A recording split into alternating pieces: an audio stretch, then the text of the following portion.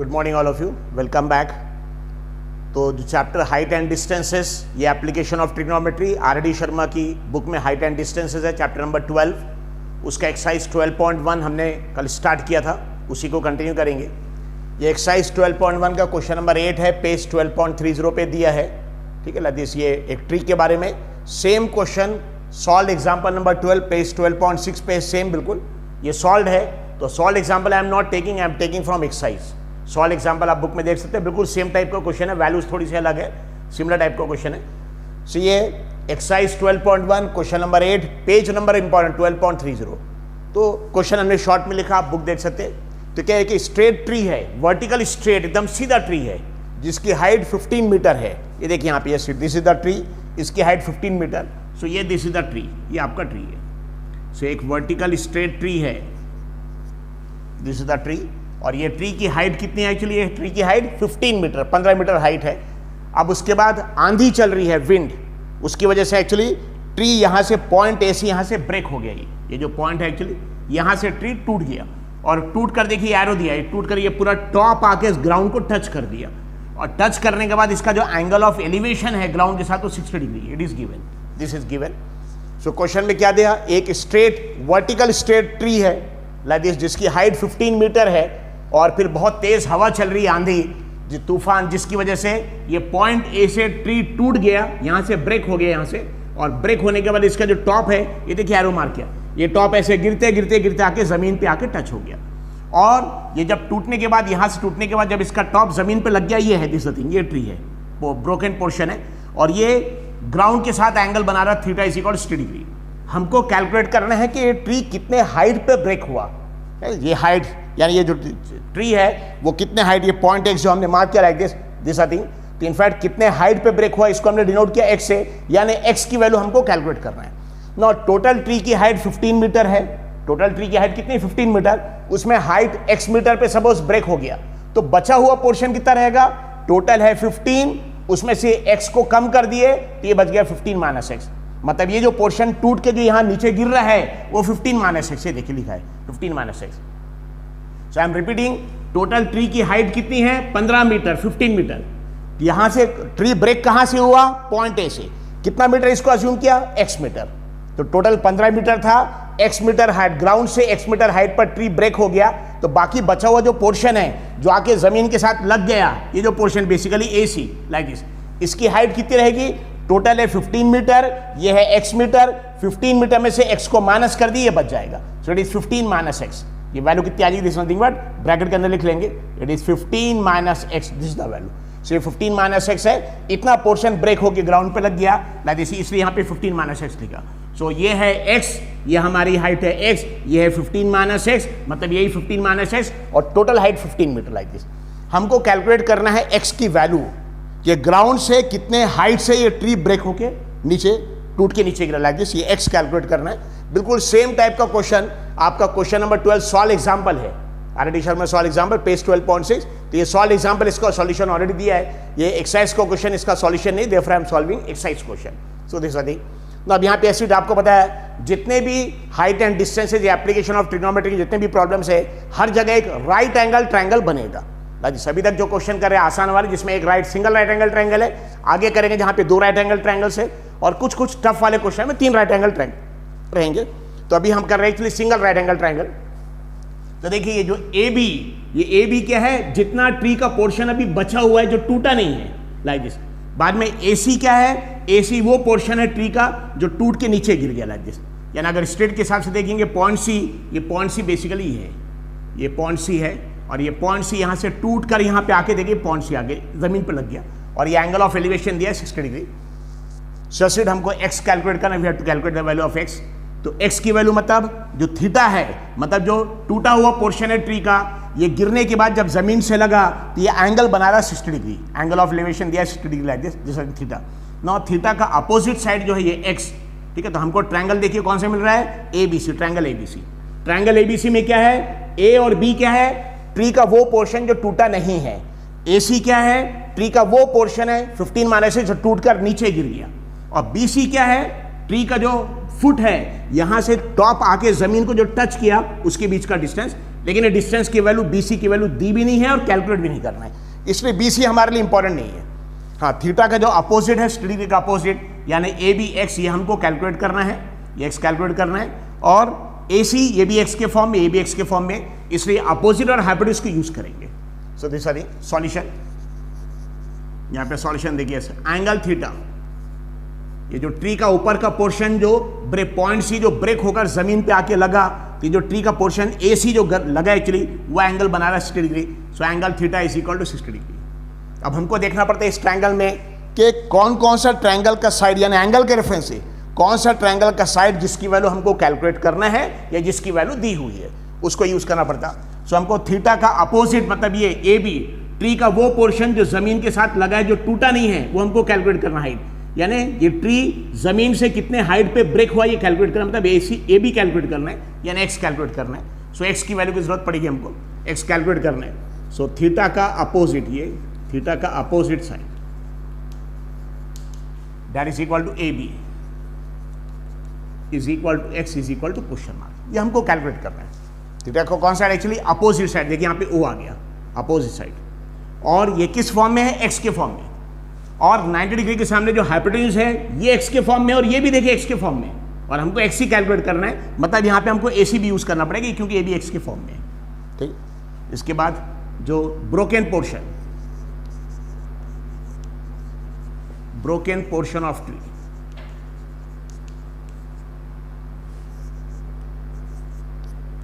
Is equal to AC।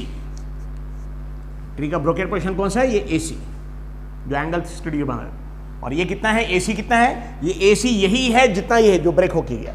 तो total 15 metre height थी, 15 metre, उसमें से ये x एज्यूम किया, तो बाकी बचा कितना है, 15 माइनस x, ये 15 minus x। So broken portion of tree is equal to AC is equal to 15 minus x, और क्योंकि हमको x कैलकुलेट करना है इसलिए x की वैल्यू अभी अननोन है, तो मतलब ये भी कैलकुलेट करना है। So broken portion of tree that is AC, और ये क्या रहेगा अगर देखेंगे ब्रोकन पोर्शन, ये ट्रायंगल का हाइपोटेन्यूज है, 15 minus x is equal to hypotenuse।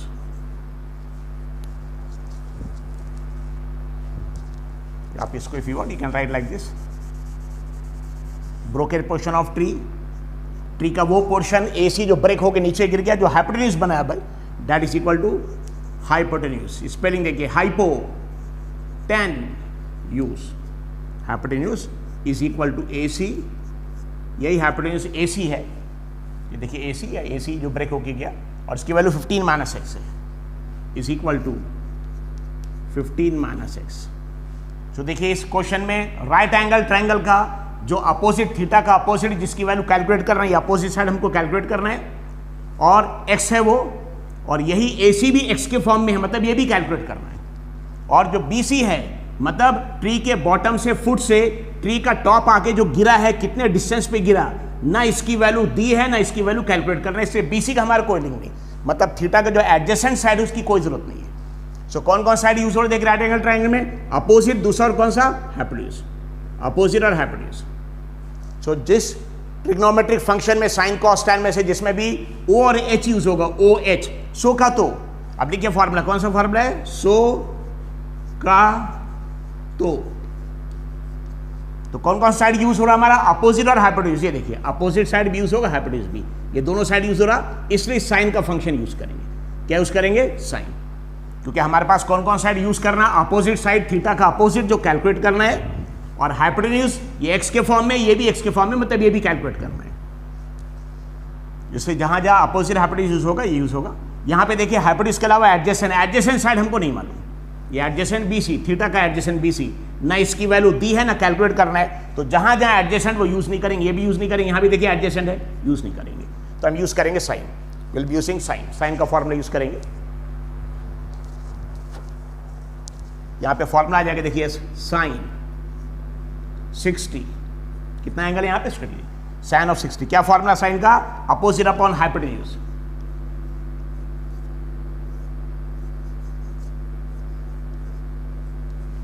Sixty degree का अपोजिट साइड, और हाइपोटेन्यूज 90 डिग्री के सामने वाले साइड को बोलेंगे, तो 60 का अपोजिट साइड यानी AB, 60 का अपोजिट AB, और हाइपोटेन्यूज देखिए AC। Is it clear? इसके बाद साइन 60 की वैल्यू अगर आप देखेंगे, स्टैंडर्ड वैल्यू है टेबल साइन 60 की value, it is √3/2. √3/2 is equal to AB.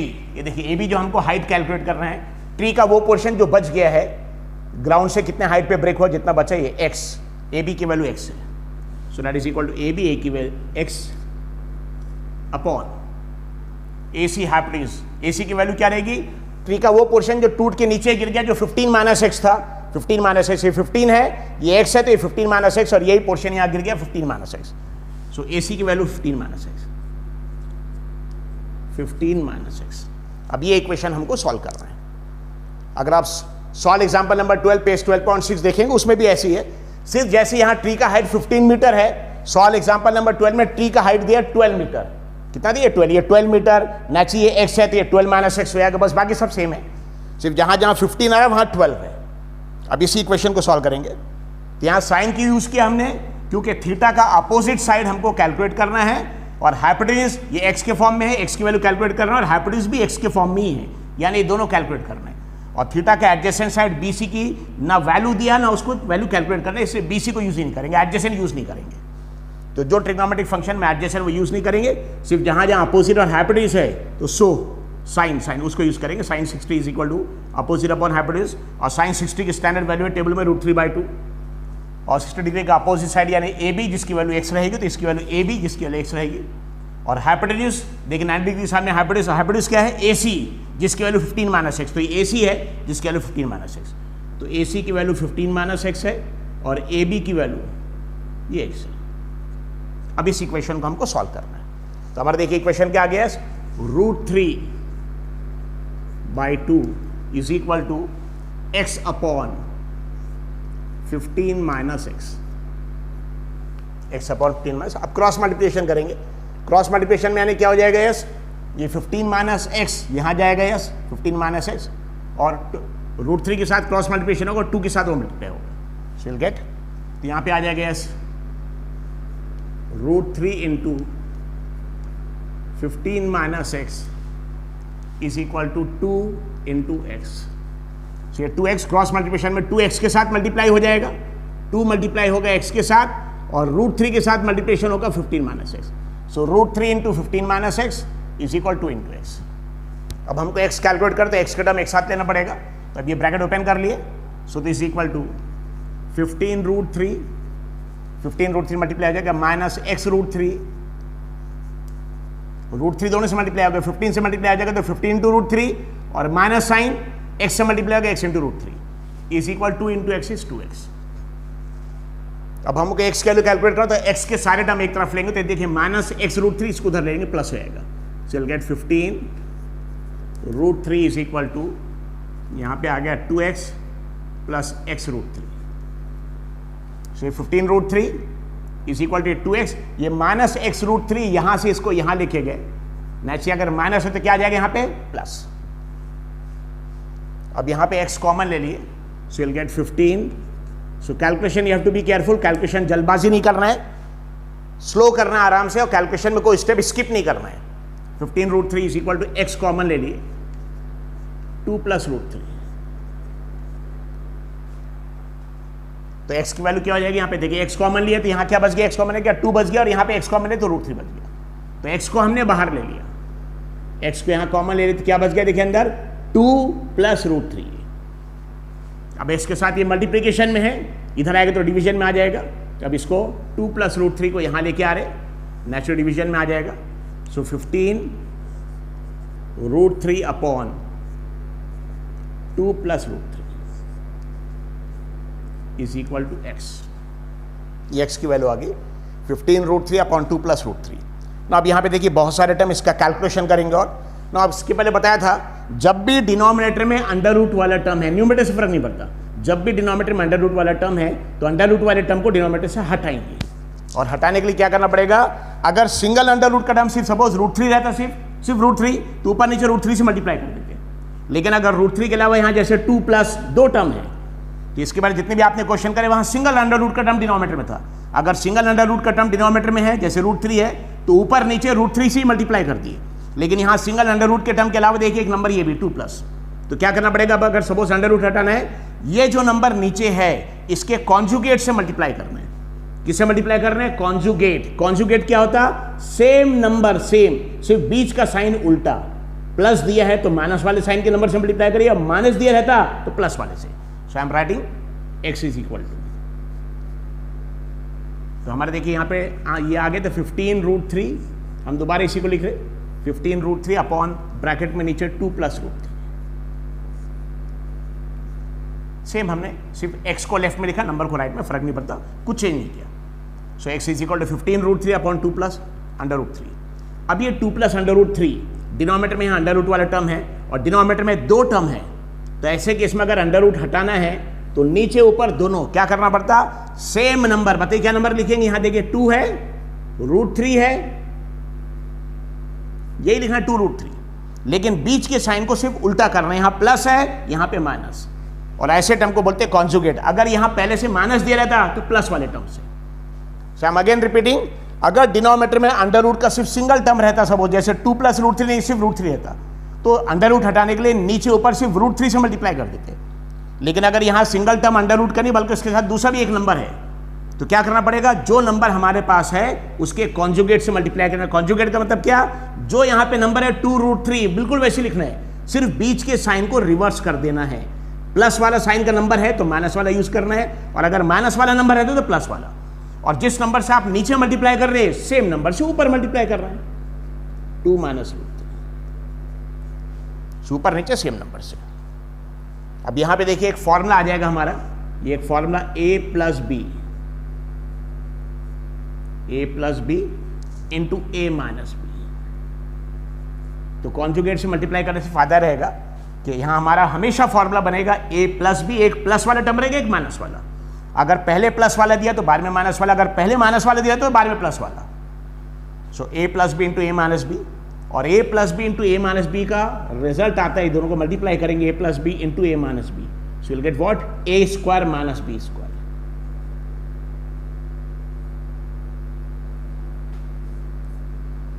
So I am taking the calculation slow ताकि कैलकुलेशन आपको अच्छे से समझ में आ जाए।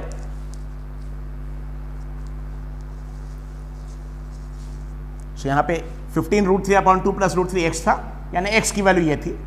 अब इसका डिनोमिनेटर का अंडर रूट वाले टर्म को हटाने के लिए जो डिनोमिनेटर का टर्म है 2 + √3, उसके कॉन्जुगेट यानी बीच का साइन सिर्फ इन्वर्ट करना है, और कॉन्जुगेट से नीचे ऊपर दोनों मल्टीप्लाई करना है। अब इसका देखिए क्या होगा, ये x इज इक्वल टू, अब ऊपर देखिए क्या आ गया 15√3, और ये 15√3 न्यूमरेटर से मल्टीप्लाई होगा, डिनोमिनेटर 15√3 मल्टीप्लाई हो गया 2 - √3 से।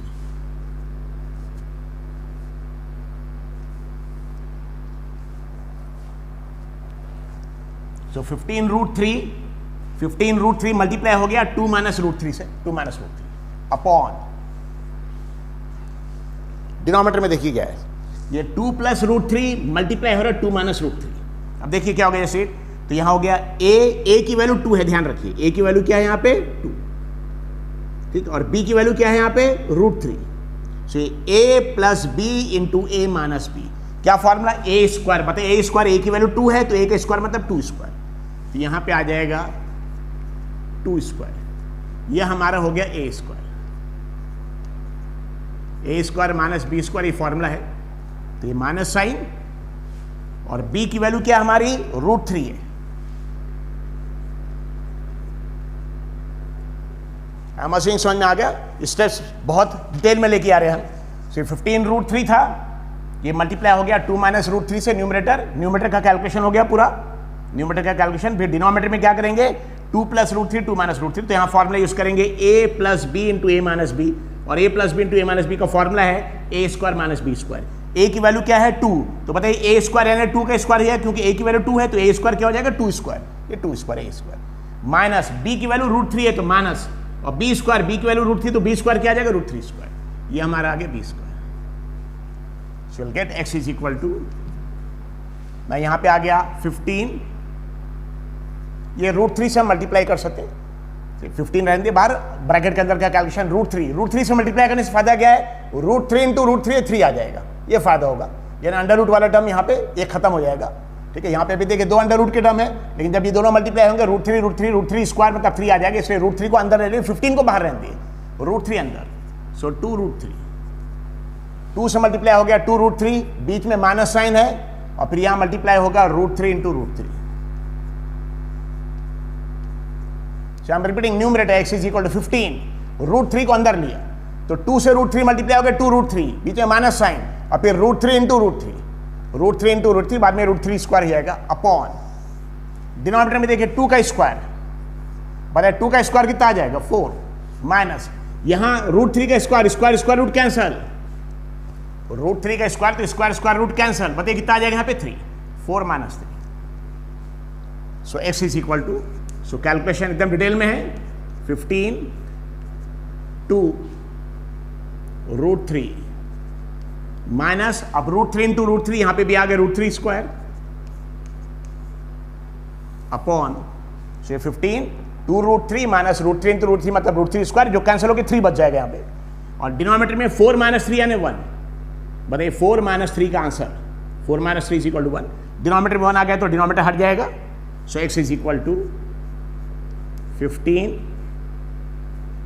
2 इंटू और रूट 3 और रूट 2, आपको पता है इसके पहले 2 स्टैंडर्ड रूट जिसकी वैल्यूज आपको याद रखना है, इसके पहले आपको दिया भी था हमने, एक बार आप बुक के अंदर लिख सकते हैं, ये 2 वैल्यूज याद रखिए, रूट 2 की वैल्यू 1.4142 और रूट 3 की वैल्यू 1.732, तो ज्यादातर एक्चुअली सिर्फ 2 ही डिजिट लेते हैं, यानी सिर्फ 1.73 लेते और यहाँ 1.41 लेते, ठीक है दिस, तो 1.41 यहाँ पे लेंगे, ये एग्जैक्ट वैल्यू 1.4142, इसके आगे भी बहुत सारे नंबर्स है और ये 1.732, लेकिन यहाँ पे 1.73 लेंगे कैलकुलेशन के लिए, सिर्फ डेसिमल पॉइंट की बात सिर्फ 2 डिजिट्स ले ली कैलकुलेशन के लिए, ओनली 2 डिजिट्स, 2 डिजिट्स ले लिए, ठीक।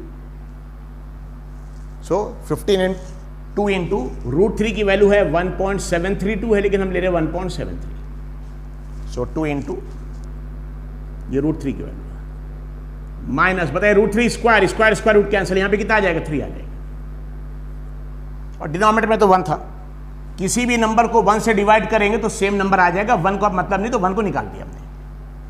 सो कैलकुलेशन ध्यान रखिए, x इक्वल टू 15 इंटू, ना 2 से मल्टीप्लाई कर दे 1.73, 2 3 जा 6, 2 3 जा 6, 2 7 जा 14, 4 कैरी इज 1, 2 1 जा 2 और कैरी 1 था 3, ये आ गया 3.46 माइनस 3, ये दोनों को जब मल्टीप्लाई करेंगे 2 को मल्टीप्लाई करेंगे 1.73 से तो उसका आंसर ही आ जाएगा 3.46 और ये 3 तो यही वाला है।